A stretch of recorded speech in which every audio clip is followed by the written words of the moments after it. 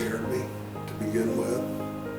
But Louis was one of them that took me under his wing and invited me to go out with him after games at certain times. And you got to remember, I didn't have my driver's license. I was 15 years old. Mike Tigler was, to me, pound for pound, the best player I ever played with. The guy was first-string All-State, split in, and he could separate himself from the defender like no one else. And then what he did after he caught a ball was even more amazing. Bob Walls, as far as I'm concerned, is probably one of the premier quarterbacks that's ever come through the program. Mm-hmm. Bob was athletic, he was smart, he didn't miss plays, he was dead accurate with his aim, he could throw the ball a long ways, and he had some great targets and great receivers. But you know what? Bob was a wonderful quarterback. I think one of the best that's ever come through the game. Jack was not one to say, this is my system, that you're going to do it my way. It was Jim Lewis, you're a good man. I'm going to call the plays. I'm going to have the offense. You got the defense. I'll help you in any way you want because I know more about football than you will ever know. Go do your job. And he would support them when they would do dumb things. He would say, well, that's what I was trying to get John Lyons to do. You know, that's what Jim Lewis was doing, what I told him to do. And that just breeds more success. Bobby Duvall. And then you had Brent Dixon at split in. We still had a good sized line with Brent Hayes and Phil Logston, Danny Heck, Cliff Thompson. Some pretty big boys. I mean, there was probably an average of somewhere around 250 pounds in there at the time. And it was just a good team. We had Brent Dixon again. Tom Shelley, excellent split end. Great hands. Just another situation where I was blessed with really good guys that could. Phil Logston playing strong tackle. And Phil was about 300 pounds, but he could move. I mean, we would run a trap back, the 823 trap, when Phil would pull out of the line, and I always felt sorry for that poor sucker who would come through because he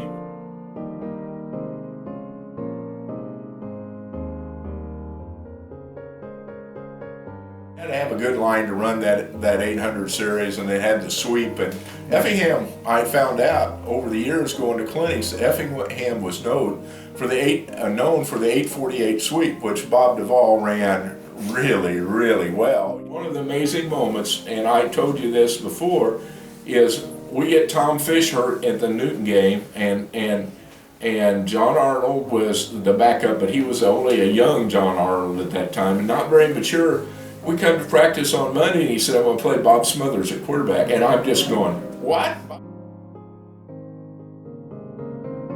Bob Duvall was about 6 feet tall, 190 pounds. I don't think he lifted weights much. I mean, no one did really back then, but he looked like he'd been lifting weights since junior high. The guy was huge legs, you know, big arms, just powerful. And if that wasn't enough, he was one of the fastest kids in the conference. So when he'd run the sweep, you'd just see him look like he was gliding, but he would just leave everybody. It was incredible.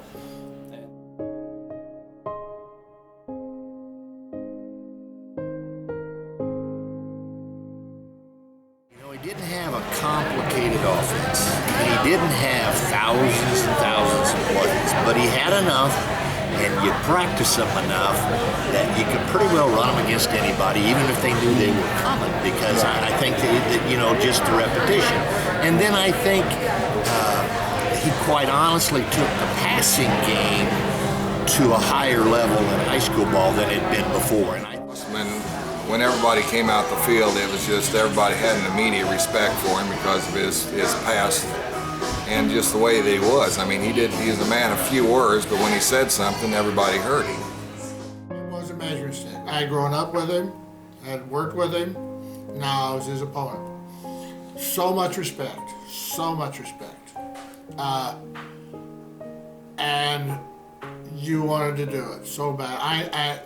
I'll never forget the first time I was lucky enough to beat him. And I don't know, it might have been a 3-0 game. I think it might have been. we kicked a field goal and won it 3-0. Anyhow, Jack came over. We shook each other's hand, and he says, "Well, son, it's about time."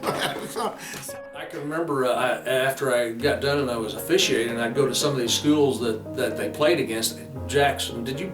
You know, they'd always ask, "Did you play for Jack? Do you remember Jack?" Because I'd referee some of the ADs of the football coaches or players and different things, and that's what they were always talking about was Jack and some of the offenses he comes up with and some of the calls that he made. They said, we were doing this and that and the other, you know, and all of a sudden it was something that they'd never seen before. And then all of a sudden, boom, out of the plane, and they wasn't ready for it, you know. They said he was just phenomenal. I can remember. Dwight Hitchcock was really trying to get us all fired up. Dwight was really up for the game. He really wanted to win that one, so he was on his A game that night. We ended up on our first drive scoring, held Taylorville on their series, and it's where the next series came into play that I still remember to this day. We had a trick play that maybe once a season, if at all, the coach would put in. It's called 600 quick pitch double reverse pass. And it was a play that we tried it in practice and couldn't get the thing to work. But yet, here was the second series. A player comes in from the sidelines telling me to play. He calls it out, and I looked at him and said, "Are you serious?" Got the ball back. I looked downfield, and there Clint was sprinting just like where he's supposed to be. I thought, okay, no time to mess up the pass here. So ended up making the completion. Clint grabbed it in stride and finished it off with a touchdown. So that put us up 14-zip, and that play actually just broke Taylorville's back. After our lunch, and they called the meeting to order, and the president says, "Was there any motions from the floor?" And the principal, I think it was from Shelbyville, said, "Yes, I make a motion that we dissolve the Mid-State Conference." And I looked at Jack and what's this about? And another principal seconded it, and those in favor say aye, and the 6 schools said aye, and those opposed.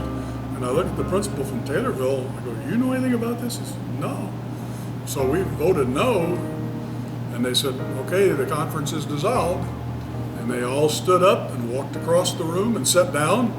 Somebody want to make a motion? I make a motion. We start a new conference called the Mid-State Conference. And there we sat. I don't know if we really understood what that season meant until it got going. Even though Klosterman would not officially make the announcement, 1980 would be his 25th and final season as head coach of the Flaming Hearts. He had experienced some health problems since the end of the 1979 season, but a thorough physical by doctors during the summer had cleared the veteran coach for the 1980 season. He was pleased to be able to complete his 25th season as the Hearts head coach, and he felt it was quite an accomplishment for a coach to remain at one school for 25 years. It may have been the only time, at least publicly, that the coach had ever spoken of any of his many accomplishments. Things start happening, and the more we won, the more you got caught up in kind of what was going on. And Monday night practice, that's where it all started. And Jack just said, "Boys, we get our wish. We get to go to Litchfield." And all week, we just built on that. And like I said, we wanted to go there because we felt like, we were built that whole week of what they did to us by kicking us out of a conference. So it was, I guess you could say, it's our chance we get to play the last card. Litchfield was one of them that got out because they couldn't compete with us. And then the first year of the playoffs, when we made the playoffs, we played Litchfield, at Litchfield. And the principal there, I got kind of a kick out of it because I went there and, "Well, hi," and he says, "I can't believe this, all the people to draw in a first round."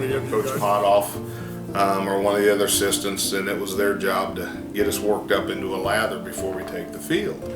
And I really don't think even Drew, Coach Potoff, knew. When it was done, and it was like he started to leave and stopped, and he just kind of said, "No, I'm going to do," then he just started talking, and it caught us off guard because Jack never gave that, the fire and brimstone speech to get you worked up before you took the field. You know, he talked real short, and it was all, you know, a lot about respect. And, you know, how you earn respect, and respect is given. And, you know, and you could just see, our eyes are just, you know. And the last thing he says is, now, boys, I just want you to remember, they kicked me out of my conference. It wasn't. We were now a different team.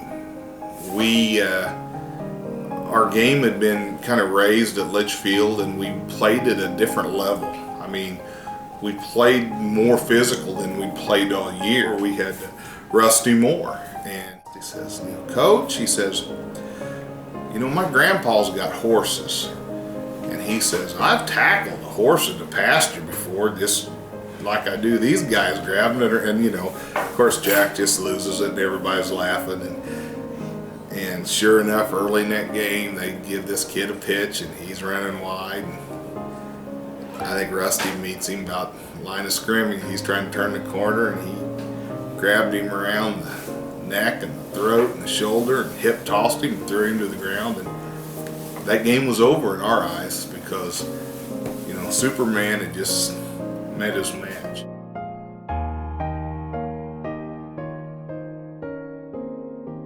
And then we came home and played Harrisburg, and they were kind of, I think they ran the wing tee, kind of a 3-yard in a cloud of dust, and you know, they'd drive the ball, run time off the clock, and then, you know, we'd go right back and score, you know, half the plays, but they just wore us down up front. I mean, they were big and, you know, very disciplined and just pounded us. And, you know, by then we wanted to get the state probably as much for Jack as we did for us.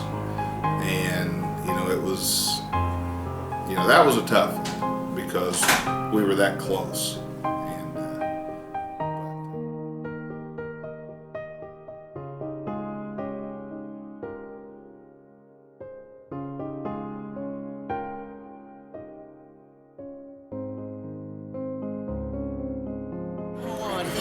He loved this community, and I think that's an outreach of something he started early with his quarterback play. You know, after a while, other people in the community embraced him, and he had some nice opportunities to leave and go other places, but his heart was always here. He was never going to leave.